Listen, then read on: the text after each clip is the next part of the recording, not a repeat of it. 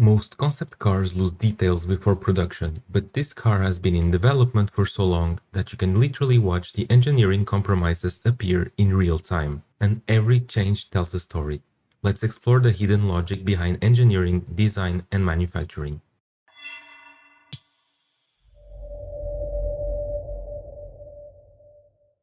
The Gemera was announced in 2020 and is now starting production in 2026. The original Gemera was built around a tiny 3-cylinder hybrid drivetrain.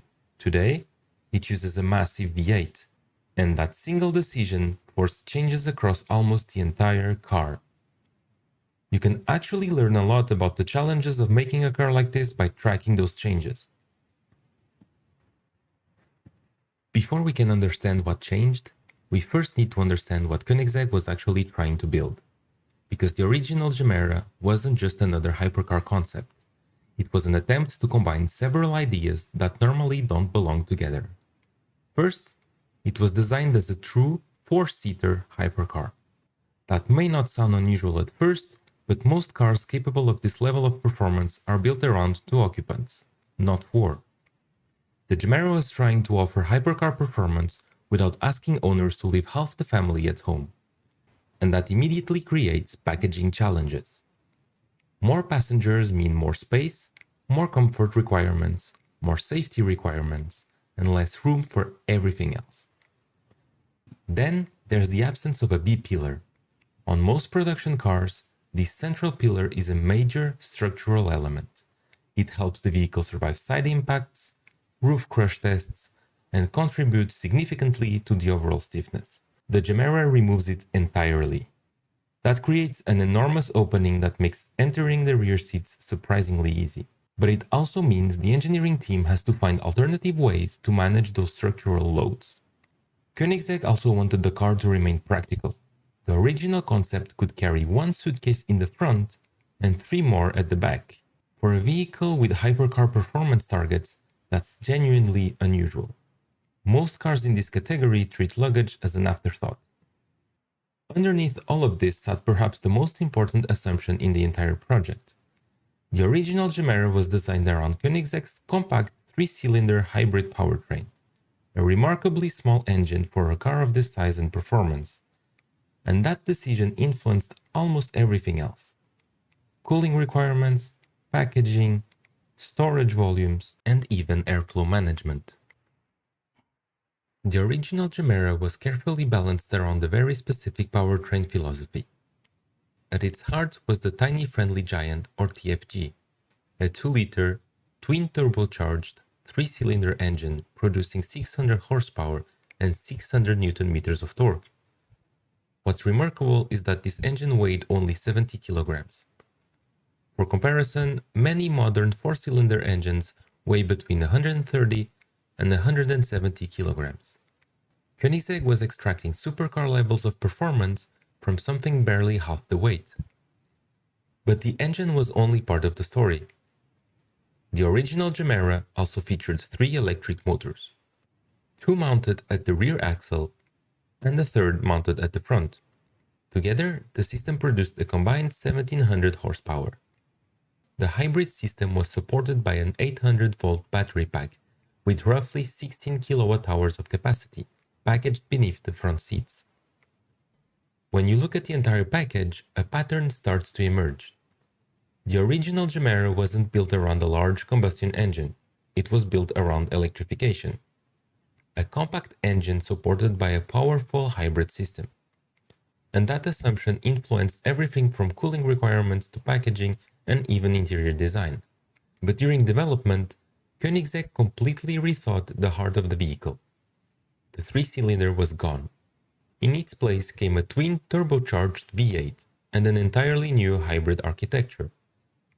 The new engine is a 5-liter V8 derived from the Jesko family. On E85 fuel, it produces around 1500 horsepower and approximately 1500 Nm of torque. The 3 electric motors disappeared as well. Instead, the production Gemera uses a single electric motor known as dark matter. Despite being just one motor, it contributes another 800 horsepower and 1250 Nm of torque. Power is delivered through Koenigsegg's light-speed tourbillon transmission, or LSTT for short, an evolution of the transmission technology developed for the Jesko. Combined output rises to an astonishing 2300 horsepower. But what interests me more isn't the power figure, it's the packaging. Take a look at how far forward this powertrain appears to sit within the chassis. My assumption is that Koenigsegg pushed the engine and transmission package forward in order to preserve the luggage space behind it. And that creates an interesting challenge. If the transmission output sits roughly here, while the rear axle remains all the way back here, power still needs to reach the wheels. That may explain the rather intricate drivetrain arrangement visible at the rear of the vehicle. It's a good example of how solving one packaging problem often creates another engineering challenge somewhere else. The battery also evolved. It remains packaged in roughly the same area of the vehicle, but capacity actually decreased slightly to around 14 kWh, which means something quite interesting happened during development. The original Gemera was essentially a small combustion engine supported by a large hybrid system. But the production Gemera flipped that philosophy entirely. It became a large combustion engine supported by a smaller hybrid system. And once that decision was made, the consequences started appearing throughout the rest of the car. The most obvious example can be found at the front. Compare the cooling outlets on the original concept with the later show cars. The extraction openings become significantly larger. That immediately suggests increased cooling demand. The original 3-cylinder already produced remarkable performance, but the V8 introduces substantially more heat into the system. My interpretation is that the original concept may have relied on smaller cooling modules positioned towards the sides of the vehicle. The later development cars appear to prioritize a much larger central cooling package. Air enters through the front opening, passes through the cooling systems, and exits through these enlarged extraction ducts. Of course, without access to Koenigsegg's internal data, we can only speculate on the exact configuration. But the trend is difficult to ignore. The cooling hardware appears to have grown considerably, and that may help explain another change. The original Gemera offered luggage space both at the front and at the rear. Later development vehicles moved all 4 carry-on bags to the rear compartment. If the cooling package expanded significantly, that front storage volume may simply have become too valuable to keep. Another subtle detail appears in the front grille. The original concept featured a highly sculptured 3-dimensional mesh design. Later vehicles switched to a much simpler hexagonal pattern. There are several possible explanations. Manufacturing cost is always one consideration. But on a vehicle at this price point, I suspect airflow may have played a larger role. A more open mesh allows a greater percentage of air to reach the cooling package behind it. And once again, that takes us back to the V8. What initially looks like a simple styling update may actually be another consequence of increased cooling requirements. And that's what makes the Gemera so fascinating to study.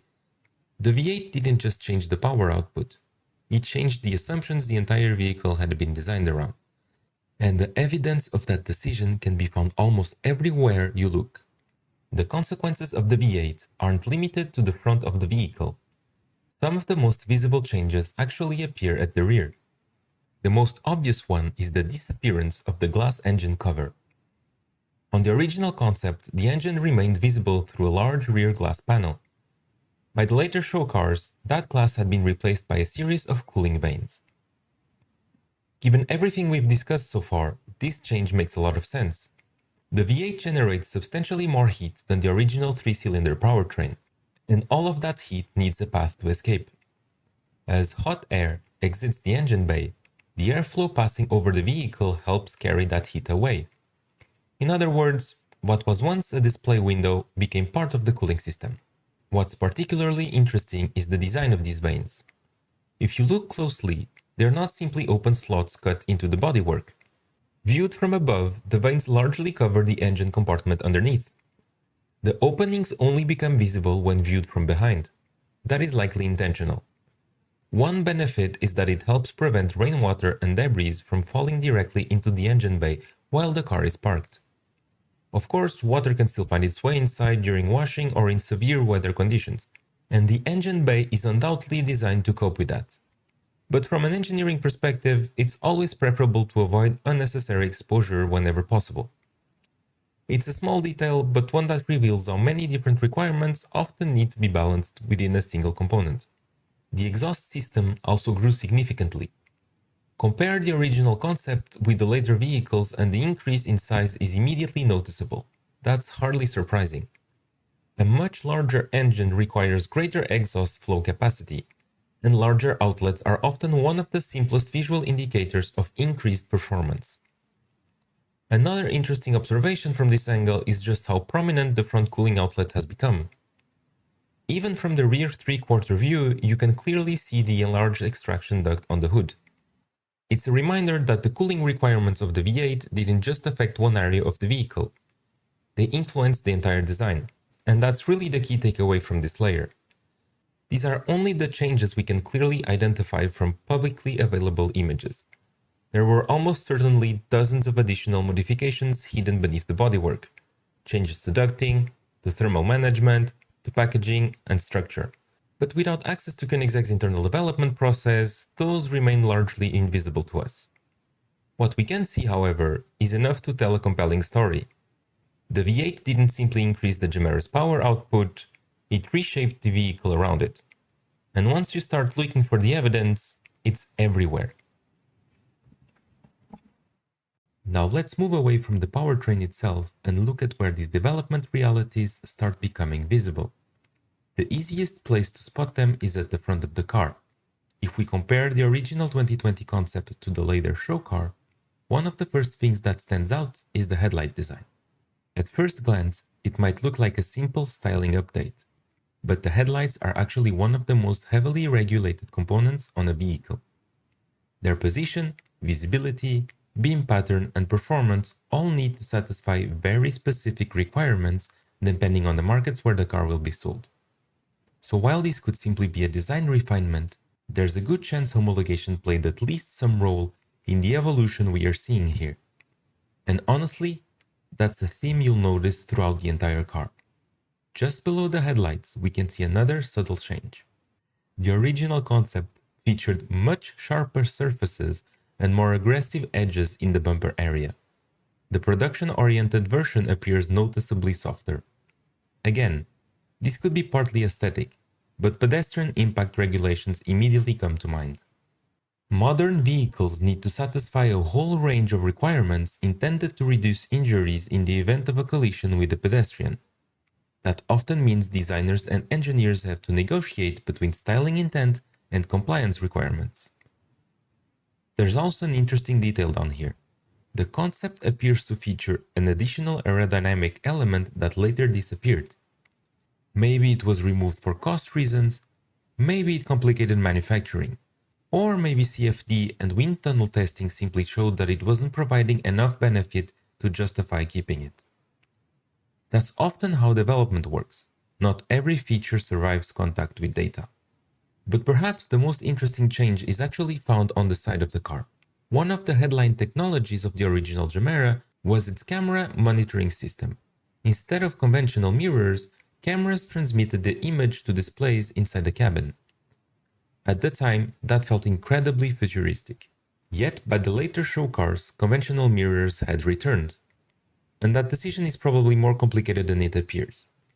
When people think about camera mirrors, they usually think about the hardware, the cameras, the screens, the wiring. But the hidden costs are often much larger. The supplier needs to engineer the system, validate it, test it, and certify it for every market where the vehicle will be sold. All of that costs money. And then there's legislation. While some regions allow camera mirror systems, the United States, for example, still requires physical mirrors for road homologation. For a manufacturer building a low-volume global vehicle, that becomes a very important consideration. So while camera mirrors may have represented the original vision, conventional mirrors may simply have been the more practical solution. And that's really the story of this entire layer. Not design versus engineering, not creativity versus regulation, but the constant negotiation between an ambitious concept and the realities of putting a car into production. Moving to the rear of the car, the same pattern starts to emerge. And having 3 different stages of development side by side makes the evolution even easier to spot. The first thing that catches my attention is the rear light design. Just like the front headlights, the tail lights evolved significantly throughout development. However, rear lighting is generally much easier to homologate than front lighting, so I suspect something different may be happening here.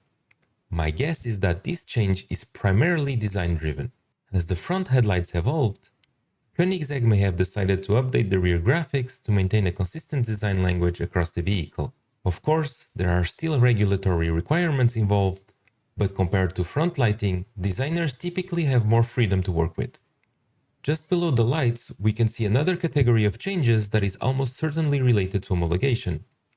The rear reflectors appear to evolve from year to year, both in position and execution. They are not particularly exciting components, but they're exactly the sort of details that often appear late in development as engineers work through regulatory requirements for different markets. And honestly, they're one of the easiest ways to tell when a concept is getting closer to production reality.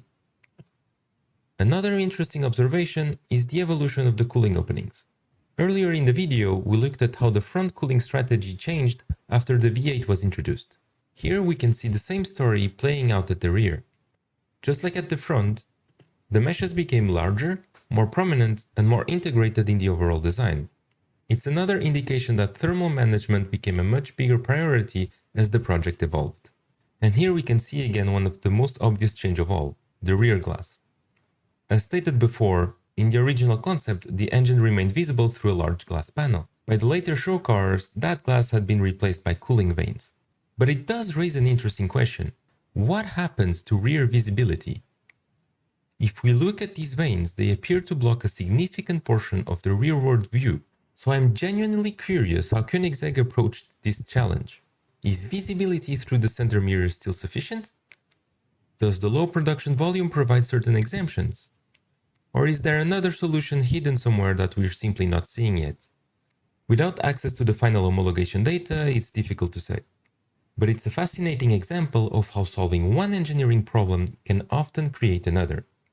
Finally, take a look at the diffuser. Compared to the original concept, it appears noticeably smaller and less aggressive. There could be several reasons for that. Packaging constraints, ground clearance requirements, changes to the rear impact structure, or simply the result of aerodynamic development showing that a different solution worked better. Whatever the reason, it's another reminder that production vehicles are rarely defined by a single decision. They're the result of thousands of compromises, optimizations, and trade-offs made throughout development. And nowhere is that process more visible than when you compare a concept car to the machine that eventually reaches production. Before we wrap up, I'd like to leave you with a question. The final product is often better engineered than the original concept, but not always more interesting. Which matters more? Looking at these early sketches from Sasha Selipanov alongside the later show car, what's striking isn't how different they are, it's how similar they remain. The sketch is more dramatic, of course. The roofline is lower, the wheels are larger, the surfaces are sharper. That's the job of a sketch, to exaggerate, to inspire, and to capture an idea at its most ambitious. But if you step back and look at the overall proportions, the stance, the silhouette, and the key design themes, the connection is unmistakable. And that's what I find most impressive about the Gemera. Not that it changed. Every production car changes. Every engineering team faces compromises. Every ambitious concept eventually collides with reality. What's impressive is how much of the original vision survived, how much effort was required to preserve it, and how many engineering decisions had been made along the way to keep that original idea alive.